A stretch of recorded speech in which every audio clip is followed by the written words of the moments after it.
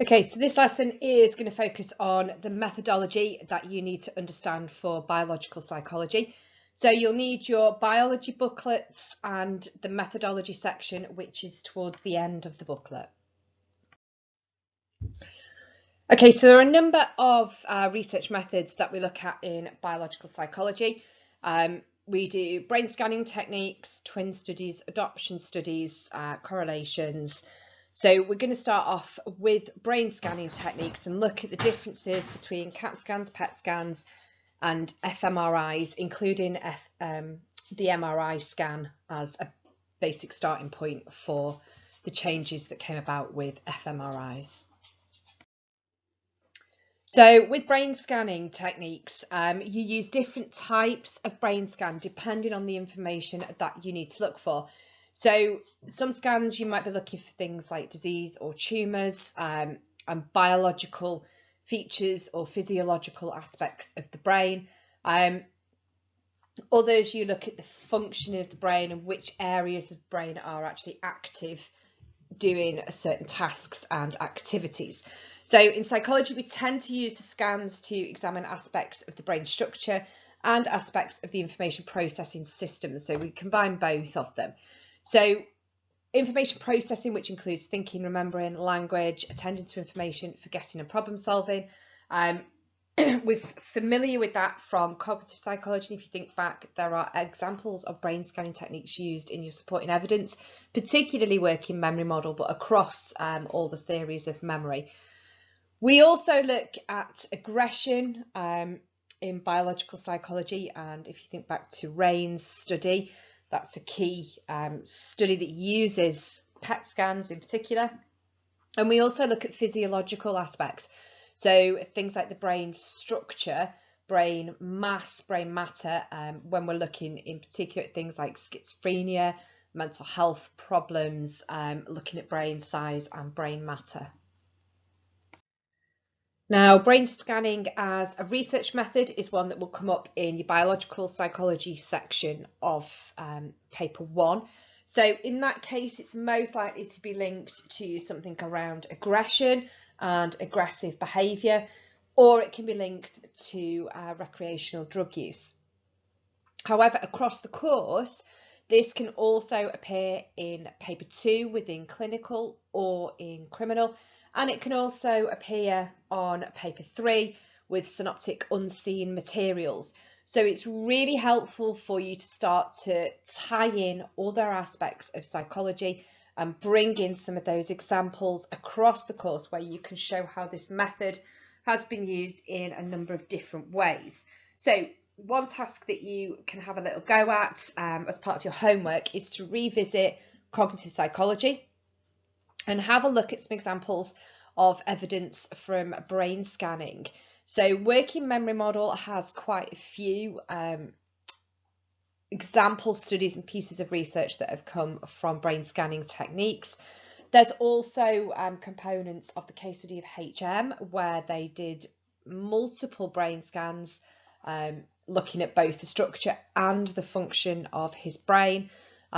And throughout cognitive psychology, an awful lot of brain scanning has been used to investigate the processes behind memory and also the physiological issues of things like Alzheimer's when there is decay in various brain regions. So it's quite helpful to begin to sort of go back to that, make those links, make a mind map perhaps of where brain scanning has been used across the course to have a look at different aspects of psychology. So we're going to have a look at 4 different types of brain scanning: your CAT scan or your CT scan, your PET scan. We're going to go through the MRI scan in a bit of detail as that feeds into our understanding of fMRI scans, which are functional MRIs. So we're going to begin with CAT or CT scans, which are computer axial tomography. So you need this section open in your biological psychology booklets towards the back in research methods to work through some of the activities and make some notes. So CAT scan, as I said, stands for computer axial tomography and is the same as CT scanning. Tomography just refers to taking images of various sections. So what you do is almost take a x-rays of layers of the brain, generally focusing more on the physiology, the structure.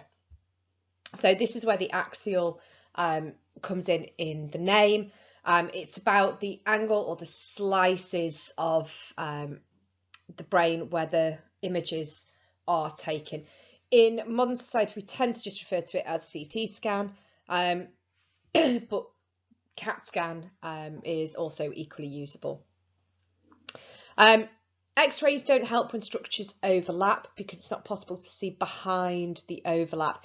So if you go for a standard X-ray, it just takes a general picture of your brain, but you can't actually see the sliced, detailed layers, particularly the case when you're looking at things like tumours and where they're sitting and what aspects of the brain we are looking for. So that's why we use a CT scan to take those images in different slices and sections of a brain.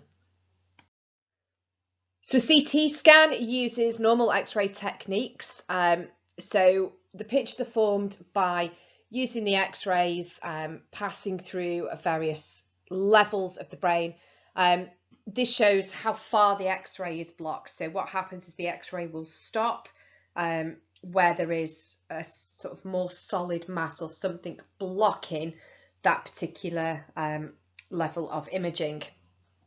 So knowing how the areas block the X-rays shows us something about that particular area. So if you should be able to scan with an X-ray straight through a particular area of the brain, and that imagery gets blocked and it comes up as a dark mass on the X-ray, that can tell us things like whether a tumour is present. Equally, if there's no mass where there should be, it can tell us about brain damage, things like having absent corpus callosum or undergrowth or development of things like the hypothalamus and so on. So psychology tends to use CT scans to check and look at damage to the brain. This is the most common one used in case studies of brain damaged patients, both in cognitive psychology, so people like HM, Clive Waring, KF, KC, FK, and so on, but also in biological psychology, so people like Charles Whitman, for example. When you're looking at scans of his brain, it would have been a CT scan that would have picked up that he had tumour. So the actual process involved in a CT scan, you would lie on a moving platform and you are slowly passed through the scanner, and the scanner moves around you, so you've got to remain really, really still. Depending on how much of your brain or body you are having scanned, it can take just a couple of minutes or up to 30 minutes, sometimes even longer if you're having a full body CT scan. So as you are moved slowly, the scanner takes a picture. You're moved, a fraction of distance, so maybe a few millimeters to a centimeter. Another picture is taken, and that builds up those full sliced images of your brain. Okay, so you're going to need to pause for a second and read the information in your booklets about BETS 2009. This is particularly useful to take a link back to your key question for biology, which is what would happen if aggression was found to be a nature, not nurture. It is also quite helpful for when you're looking forward towards criminal psychology, particularly traumatic brain injury as an explanation of criminal behaviour, and providing alternative ideas to things like social learning theory and self-fulfilling prophecy into the future. So pause for a second, read the information, make a note in your own booklets how it links to the key question, and that link to criminality and aggression. Okay, so I'm going to show you some strengths or weaknesses of CT scans. What I want you to do when each comes up is to pause the video, decide whether it is a strength or a weakness of this method of brain scanning, and then add each one of them into your notes, right? So you'll see two at a time. Just pause the video, decide if it's a strength or a weakness, and add it to your notes.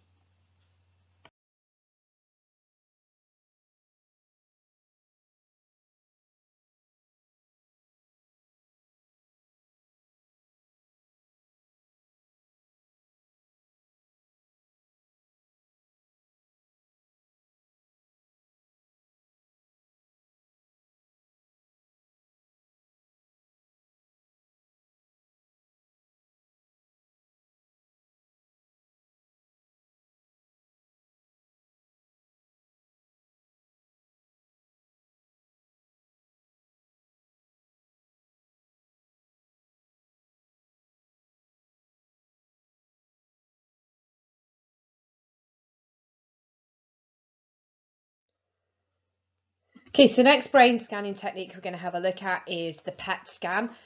This is a positron emission tomography scan. So this is the one that was used by Rain when he was looking at the brains of murderers pleading not guilty by reason of insanity. So you should be familiar with the concept of a PET scan and how it's been used in biological psychology. So unlike a CT scan, which is looking at brain structure and matter, a PET scan is looking at brain functioning. So it highlights what we call the hotspot areas in the brain, which helps tell us which parts of the brain are working at certain times in response to certain situations, certain triggers, and so on. So what happens is a radioactive tracer is added to oxygen or glucose. So it's usually attached to glucose, which is burnt off as the brain uses the glucose during its activity. As that positron radioactive tracer is activated in the brain, it then gives us the imagery of which area of the brain is functioning at any given time in response to a particular activity. So once injected, the radioactive tracer reaches the brain in about a minute, so it goes straight into the bloodstream and will go straight to the brain within a minute or so. So it takes about 10 to 15 minutes to decay. Now, that means you've got about 10 to 15 minutes to actually conduct your PET scan. So as the tracer decays, it releases minute amounts of radioactivity, so that's your positrons. The emission of the radioactive particles is then detected by the scanner, and that's what's used to produce a record of the levels of activity within areas of brain tissue. So as that decay takes place, so as it is being used up by the brain to support the function in that particular area, the emission of that radioactive positron particle is recorded by the PET scanner, and it demonstrates the levels of activity that you can then sort of judge which areas of the brain are showing more activity or less activity than other areas. Okay, so you can see there in front of you an image of a PET scan. So what you can see here is, first of all, this blue area of the brain. This is where there's very little activity going on. So you've got a very dull level of emission from the radioactive tracer. As activity begins to take place within the brain, you can see the level at which those positrons are being emitted. So the cooler they look in terms of colour tone, there is some activity but slightly less. So for example, you can see here the activity is showing up as green. So there's some activity, but not huge amounts of activity. Whereas in other images, you can see there the red and the orange, right? And again here, the red and the orange, right? These aspects are showing that these are the biggest hotspots in the brain at this particular time in response to the activity. So the sort of warmer the colour is technically towards red, the more activity is taking place, whereas the cooler the colour is towards yellows, then greens, then blues, the less activity is taking place, because the less glucose is being burnt up, therefore there's less positrons being emitted. So that radiation level that is being emitted in different parts of the brain helps us determine where the most blood is going, and therefore which parts of the brain are the most active in certain situations. So if you were testing language use, you'd be looking for activity in Broca's area and the temporal lobes. If you were testing the processing of vision, input, sound, music, which parts of your brain light up when people compliment you and when people insult you and stuff like that, to see how emotions are dealt with. And most importantly, in biology, we're looking for areas of the brain that would respond to situations that stimulate aggression, which is what Rain was looking at. So the blood flow to particularly areas like prefrontal cortex, for example. So this is a really good link if you're ever asked to evaluate the use of brain scanning techniques. As with all evaluations of a method, you need to show your Graves understanding of the method for AO1. So you may be talking about the fact that, you know, the data gathered is done so in an objective way through a PET scan, because it is literally imaging the brain. There's no subjectivity about what that scanner is doing. Obviously, the interpretation of the images can be problematic, because that's quite a subjective process of interpreting the pictures. So what you need to do once you've done that AO1 part of the method, the evaluation part of the method, strength and the weakness of, in this case, a PET scan, is that you need to support your point by referring back to a study that shows how that process takes place. So if you're talking about PET scanning, the immediate response there is to go back to Rain et al. Look at how they did their PET scanning to measure murderers guilty not by reason of insanity, and make those connections so that you know that that method has been used in the following ways in different areas of biological psychology or wider psychology if you're going over to cognitive, if this is a more synoptic issues and debates type question. So pause the video at this point and go back to that classic study, go back to Rain's procedure and make links here to exactly how the PET scan was conducted, what were the tasks they were asked to do, what were the outcomes, what did they look for, how did they undertake the PET scan, just so you've got those backup examples of PET scanning being used in the real world of psychology. Once you've made some additional notes here about your classic study and the links to Rain, restart the lesson and have a look at the next bit. So one of the skills throughout your exam is the ability to evaluate and compare different types of methodology. So in this case, we're going to have a look at CT scans and PET scans. And what I want you to do is have a go at completing the table. So you're going to need to find out things like the cost, the time it would take to put someone into a scan, what radiation exposure they're likely to have, how the image is produced, so slices versus functional activity. Are there any effects on the body that make it invasive or dangerous? And how long ago did this technique begin? Because this will help you with plotting psychology over time as one of your issues and debates. As technology advances, our psychological understanding advances. So it's useful to just find out when CT scans and PET scans first came about. So you're going to need to pause the video at this point, go away and investigate the different features and complete the table that is in your booklets. Once you're done, restart the lesson. Okay, so we're going to have a very quick look at MRI scans. This is really to put into perspective where psychology developed from the invention of MRIs, but more so into the use of fMRIs. So MRI scan just stands for magnetic resonance imaging. And what an MRI scan actually does is produce images of sections of the brain, and it appears almost similar to a CT scan in that it looks like you've cut and sliced through the brain and taken a photograph.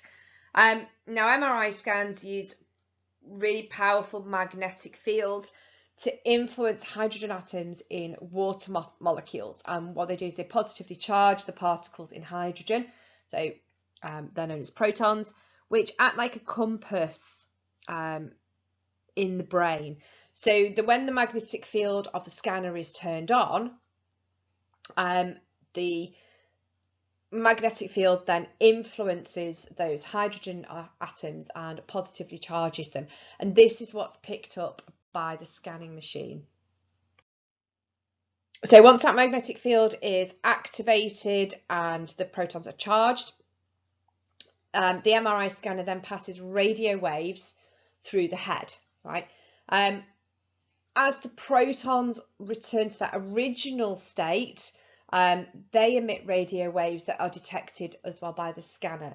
So different areas of the brain emit different amounts of radio waves, which appear as different densities on an image. Now this is these come out in shades of grey, so it's different levels of darkness, so from white through to almost black density on the images that are produced.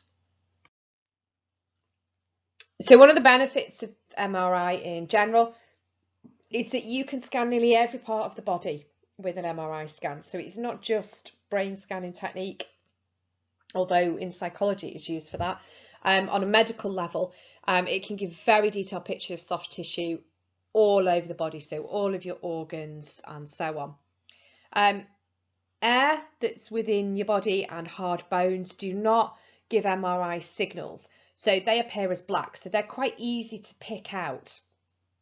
But within that, you've got things like bone marrow, spinal fluid, blood, soft tissues, and they vary in intensity from the black right through to white, as I said before. So depending on the amount of fats and waters present in each tissue and each sort of bodily organ, and the machine settings that are used for the scan, the radiologist that is operating this can compare the size, the distribution, the brighter areas and the darker areas to determine whether a tissue is healthy. So if the tissue is healthy, it should have plenty of water. Remember, most of the human body is made up of water, so it should be emitting a number of positively charged radio waves, which would make it brighter on a scan. If it is unhealthy tissue, if it is not consistent of a substantial amount of water, if that isn't then being positively charged, it will come out darker and darker. So things, again, like tumours, for example, wouldn't be coming up as bright as your normal bodily organs should be when you do an MRI scan. So you've got a picture here from an MRI scan. So this shows you what we mean by slicing images.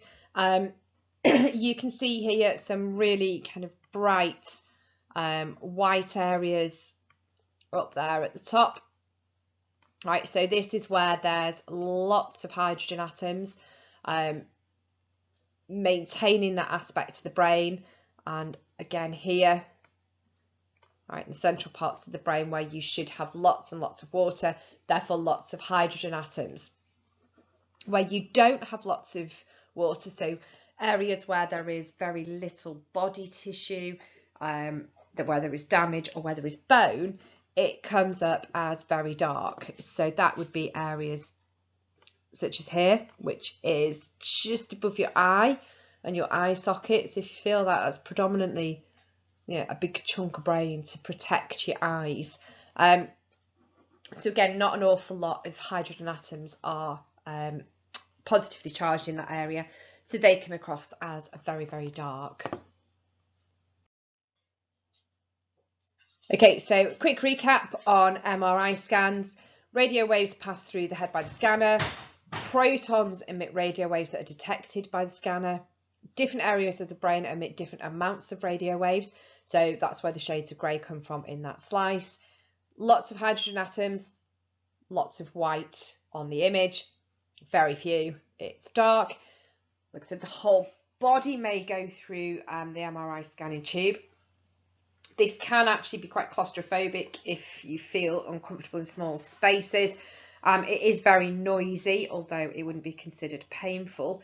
But one thing with MRI scans is that they are very much affected by movement. So you have to be incredibly still when you are going through that scanner. Otherwise, the image is just a blurry mess, like if you've moved a camera taking a photograph, and they become fairly useless. So it does limit what you can use an MRI scan for when you are doing investigations in psychology in particular.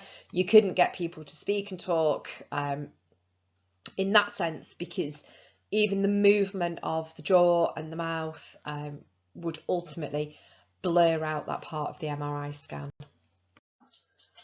Okay, so the task that I want you to complete at this point is to make a mind map of the strengths and weaknesses of using an MRI brain scanning technique to investigate psychology and human behaviour. So get yourself a pen and a piece of paper, and I'm going to bring up on screen first of all the strengths. So you'll need to pause the video, go through the strengths, make a note of them and mind map them, and then once you're done, move forward and have a look at the weaknesses as well.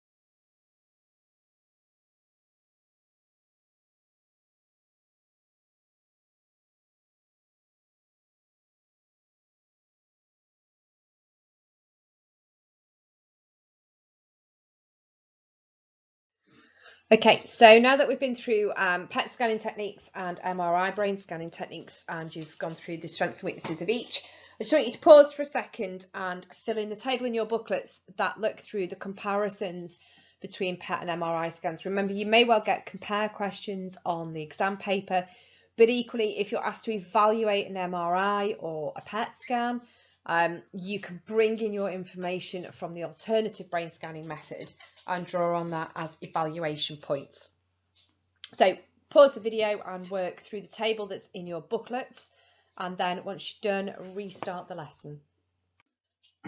Okay, so we're going to move on now to the final brain scanning method, which is your functional MRI scans. So these are built on the similar principle to MRI scanning techniques, but the F just stands for function, and this looks more at the blood flow that is going on within the brain, allowing us to pinpoint areas where there is activity in comparison to areas where there is far less activity. So this is much more helpful in psychology when we're looking at things like cognitive processing, thinking, thought processes, accessing short-term and long-term memory, and also when we're looking at aggression in biology and criminal psychology, we can see which areas of the brain are active when processing information. fMRI scans are also used for a number of areas in clinical psychology. So, for example, when we're looking at patients with schizophrenia, if they're having auditory hallucinations at the time of an fMRI scan, we can pinpoint the areas of the brain that are actually active, so things like Broca's area and the temporal lobe, where they're generating their own internal auditory hallucinations. And also we can look at things like depression and anxiety and look at which areas of the brain are highly active when triggers for depressive states or anxious behaviours are presented to patients when they're in an fMRI scanner. So an fMRI scanner will pick up the blood and oxygen levels, and this is what is measured. So the scan will be picking up on changes in the use of blood and oxygen in different areas of the brain, depending on what task is being carried out by the participant or the patient who is in the scanning machine. So what it does is it highlights the changes in blood flow, which are usually in response to your neural activity. And it measures that blood flow, showing how individual brain cells are using energy at that particular point in time. So therefore, it's a process of looking at brain functioning, looking at that heightened blood flow that is used in order to trigger activity, cell neurotransmission, synaptic transmission, and pick up those areas within the brain where activity is required to process a particular activity, event, stimulus material, and so on. So some of the key areas in psychology that fMRI scanning has contributed to are looking at regions of the brain that work when we use language. Also looking to see if both sides of the brain are equally active when we're doing particular tasks. So trying to sort of dispel this whole myth of right-brained, left-brained individuals and sort of gender differences in the brain, whereas actually we all pretty much use both sides of the brain in the same way. But when we're doing different activities, some areas of the brain are more strongly used than others. It's also used for checking memory regions. So in particular, this is really helpful for locating things like the central executive, the phonological loop, your visuospatial sketchpad. And it can look as well for the onset of Alzheimer's. So picking out that reduced activity, particularly in executive functioning when early onset Alzheimer's is taking place and forgetfulness is beginning to happen. And as I said at the start, it's also used quite significantly for looking at mental health issues, depression, anxiety, OCD, and schizophrenia, for example. Okay, so that brings you through to the end of the information on fMRI scanning. What I'd like you to do is read through the strengths and weaknesses that are in your booklet and also the comparisons that are made to PET scanning techniques. Make sure that you're clear on the difference between a CT scan, a PET scan, an MRI scan and an fMRI scan. So it might be worth at this point pausing a little bit, maybe getting a sheet of paper, just divide it into 4 sections and summarise briefly the key features of each of the 4 brain scanning techniques and how they differ from each other, just to make sure that you've got a reminder for when you come to revise this as to how the 4 different brain scanning techniques check for activity or structure in the brain, and also whether they use things like radioactive tracers, blood oxygen levels, and so on. Okay, so one thing that you do need to be able to do is to make the connection between the use of brain scanning techniques and human behaviour of aggression in biological psychology. So at this point, it is worth going back through all the research that we've had a look at throughout biological psychology so far, and making a note of all the studies and pieces of research evidence that have used brain scanning techniques specifically to investigate aggressive behaviour. This will also be particularly helpful when you get to criminal psychology in year 13, so make sure to take the rest of the lesson to undertake your summary, making it really, really detailed and making sure that you're really clear on which brain scanning technique they used, what it was investigating and how it links specifically to aggression in human behaviour.